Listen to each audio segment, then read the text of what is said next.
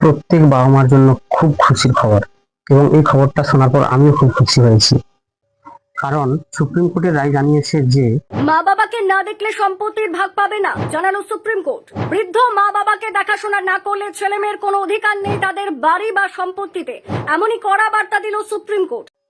আমরা ছোট থেকে শুনে আসছি যে বিয়ের পর ছেলে বৌমার কথায় উঠে বসে, ছেলে বৌমা আলাদা খায়, আমাদের দেখে না। সম্পত্তির ভাগও দিয়ে দিয়েছি ছেলের নামে, আর ওই ছেলে বৃদ্ধ বাবা ও বৃদ্ধা মাকে রেখে দিয়ে আসে বৃদ্ধাশ্রমে। সেই দিন কিন্তু শেষ। বউয়ের কথায় যদি বাবা মাকে না দেখেন, আর পাবেন না সম্পত্তির ভাগ। সোজা সম্পত্তির ভাগ চলে যাবে বৃদ্ধ বাবা এবং বৃদ্ধা মায়ের কাছে। স্যালুট আমাদের ভারতের সংবিধানকে ও সুপ্রিম কোর্টকে। অনেক বাবা মাকে দেখেছি রোদে আগুনে পুড়ে, হাজারো শরীরে রোগ ব্যাধি নিয়ে নিজের পেট বাঁচানোর জন্য দুমুঠো রান্না করে খায়। নিজের হাঁটার ক্ষমতা নেই, অথচ ভিক্ষা করে খায়।